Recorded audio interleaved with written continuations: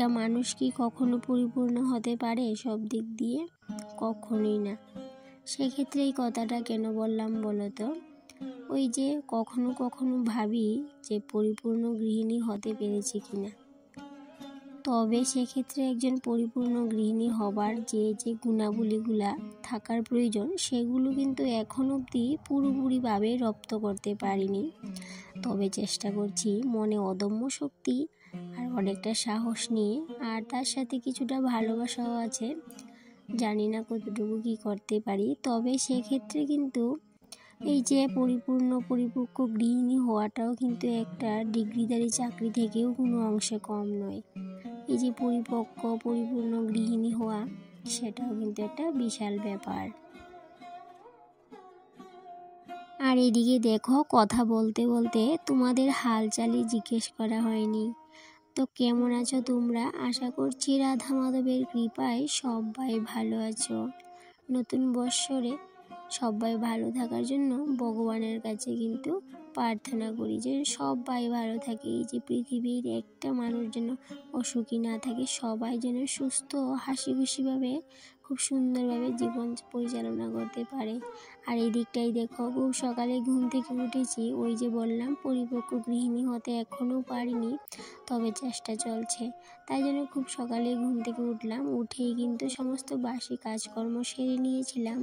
তারপর সোজা চলে গেলাম রান্নাঘরে। সেখানটায় রুটি করা হলো আজকে, তার সাথে চা করে সেটা টিফিন সেরে সোজা চলে গেলাম টিউশন করতে।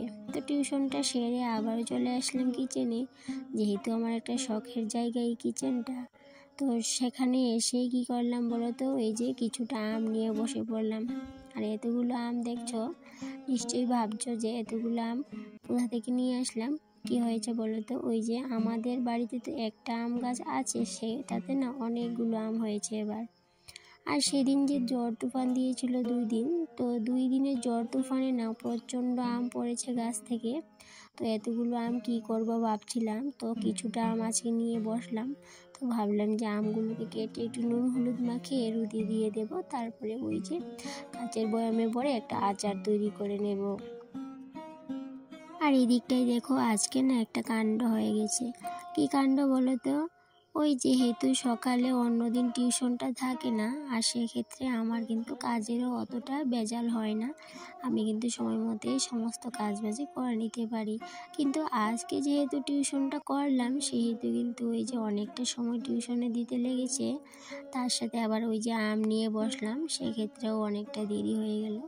আর এদিকে দেখো, রান্নাঘরে এসে কোনো কাজকর্মই আর করা হয়নি। আর অনেকটা বেলাও হয়ে গেছিলো, প্রায় 10টা বেজে গেছে। তো সেক্ষেত্রে ভাবলাম যে আমি রান্নাঘরটা কি গুছাবো নাকি রান্নাবান্না করব। তো সেক্ষেত্রে প্রথমে ভাবলাম যে রান্নাটাও করব, তার সাথে ঘরটাকেও গুছিয়ে নেব। কারণ কি, এই যে দুটো কাজ যদি একবারে একটু বুদ্ধি করে নিতে পারি, তাহলে কিন্তু এই যে সময়ের মধ্যে সমস্ত কাজটাই হয়ে যাবে। আর সেই মতে আজকে একটু বুদ্ধি করেই কাজকর্মগুলো করব। এদিকে প্রথমেই কিন্তু ইন্ডাকশান ডাল বসিয়ে দিলাম, তার সাথে গ্যাসে বসিয়ে দিলাম ভাত। তারপরে ওই যে জলের ড্রামটা পরিষ্কার করব ভেবে জলের ড্রামটা একদম পুরো খালি করে নিলাম। তারপরে এদিকে দেখো, এই কাজকর্মগুলো করতে করতে ভাতের জলটাও গরম হয়ে গেল। আর সেক্ষেত্রে এই যে চালটাও নিয়ে নিলাম। আর সেক্ষেত্রে তোমরা তো জানো যে এই যে রান্না করার সময় যে চালটা আমি নিই, সেই চালটা থেকেও কিন্তু এই যে বাম হাত দিয়ে 1 মুঠ চাল আমি কৌটোতে তুলে রাখি। তো যাই হোক, এই ব্যাপারটা নিয়ে আজকে আর কথা বলবো না, সেটা তো তোমাদের সাথে গত ব্লগে শেয়ার করেছিলাম। গত 2-3 দিন আগে এই ব্লগটা শেয়ার করেছিলাম। আর এদিকে দেখো, এই যে ভাত ডাল সমস্তটাই হয়ে গেল। এবার কিন্তু আরও তরকারি কিছু রয়েছে, সেগুলো একটু পর করলেও হবে, যেহেতু ভাত আর ডাল হয়ে গেল। আর একটা তরকারি এমনিতেও রাতের বেলার আছে। তো যাই হোক, এখন কিন্তু আর চিন্তা নেই। আর এদিকে দেখো, এখন জলের ড্রামগুলো পরিষ্কার করব ভেবে যে সমস্তটাই খালি করে এখান থেকে সরিয়ে নিয়েছি, তার সাথে বাসনের র্যাকটাও সরিয়ে নিলাম। আর এদিকে কিন্তু ভালো করে ভাবলাম, যেহেতু জলের ড্রামটা সরালাম, তাহলে এই সাইডটা একটু ভালো করে পরিষ্কারই করে নিই।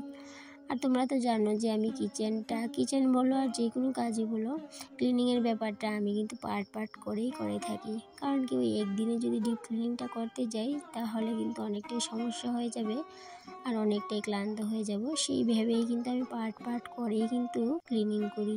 আর এদিকটাই দেখো, এই যে যেহেতু ড্রামগুলো এখান থেকে সরিয়েছি সেহেতু কিন্তু এই যে ট্রেনের ঢেউগুলো আছে সেগুলো কিন্তু একটু ভালো করে পরিষ্কার করে দিলাম। কেন কি এই যে ঢেউগুলোর মধ্যে মাকড়ের ঝুল এমনভাবে বাসা করে সেগুলো কিন্তু আর ওই যে ঘর ঝাড়ার সময় কিন্তু একটু ভালো করে অতটা ভালো করে পরিষ্কার করে নিতে পারি না। তবে সেক্ষেত্রে যখনই সময় পাই তখনই কিন্তু এই যে একটা কাপড় নিয়ে এই যে ঢেউগুলোকে একটু ভালো করে মুছে দিই। তো এদিকে দেখো জল নিয়ে ড্রামটা ভরেও দিলাম, তার সাথে চালের ড্রামটাকেও কিন্তু ভালো করে মুছে টুছে পরিষ্কার করে আবার জায়গার মধ্যে রেখেও দিলাম।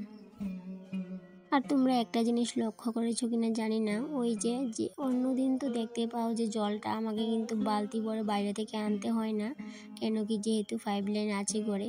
আর আজকে কি হয়েছে বলো তো, আজকে ড্রামটা পরিষ্কার করলাম আর এমনিতে কিন্তু জলের স্পিডটাও তেমনটা ভালো ছিল না, তাই জন্য আর 5 দিয়ে জলটাই আসছিল না, আর সেই জন্য আমাকে ওই যে বালতি ভরে আবার জলটা আনতে হয়েছিল।